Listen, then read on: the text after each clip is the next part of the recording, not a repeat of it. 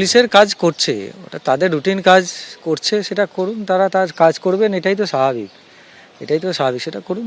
আমরা যারা বড়, যারা সিনিয়র, তারা বিভিন্ন পদে যারা আছে, তারা পদমর্যাদার সঙ্গে মানানসই কাজকর্ম করুন। তারা তাদের দায়িত্ব নিশ্চয়ই জানেন, সেই দায়িত্বগুলো বুঝেই তারা কাজকর্মগুলো করুন, তাহলে আমাদের এই সমাজে কিছু হবে না, সমাজটা ভালো থাকবে। আর তারা যদি না করে উল্টোটা করতে থাকেন, তাহলে পরে আরও ক্যাওস সেগুলো আসবে।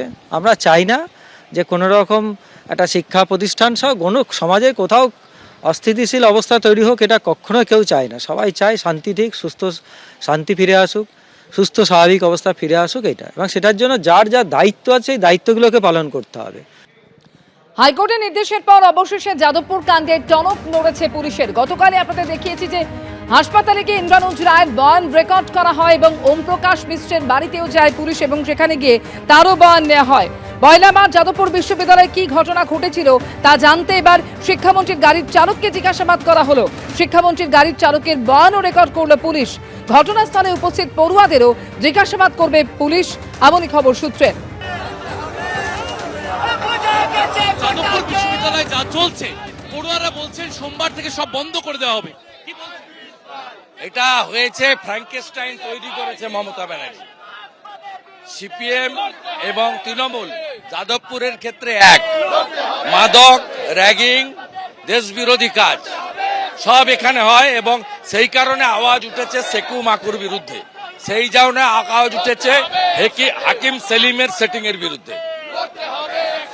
বিশ্ববিদ্যালয়ে আমরা আগে দেখেছিলাম একসময় বাবুল সুপ্রিয় রাজ্যপাল তারা আক্রান্ত হয়েছিলেন, আজকে দেখা যাচ্ছে যেভাবে শিক্ষামন্ত্রী আক্রান্ত হচ্ছে, কখনো রাজ্যপাল কখনো শিক্ষামন্ত্রী। ওগুলো গটাপ, অপ্রাসঙ্গিক সিপিএম কে প্রাসঙ্গিক করার জন্য এটা গটাপ সেটিং, হাকিম সেলিমের সেটিং।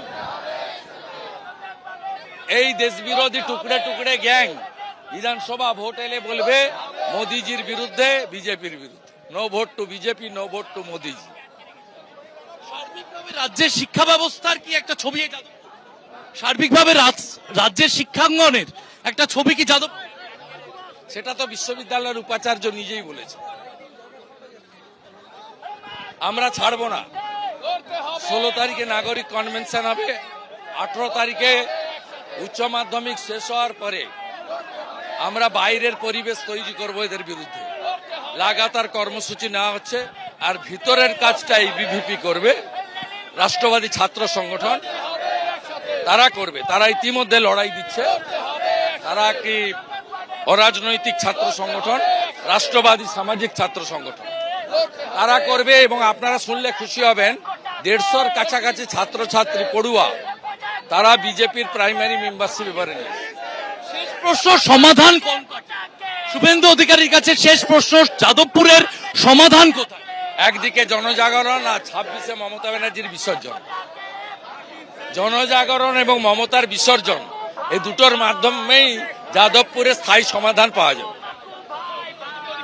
জনজাগরণ প্রয়োজন, এমনটাই বলছেন রাজ্যের বিরোধী দলনেতা শুভেন্দু অধিকারী। রাজ্যের বিরোধী দলনেতা শুভেন্দু অধিকারী বলছেন জনজাগরণ প্রয়োজন এবং একমাত্র জনজাগরণের মাধ্যমেই কার্যত যাদবপুর বিশ্ববিদ্যালয়ের স্থায়ী সমাধান সম্ভব, এমনটাই বলছেন রাজ্যের বিরোধী দলনেতা শুভেন্দু অধিকারী।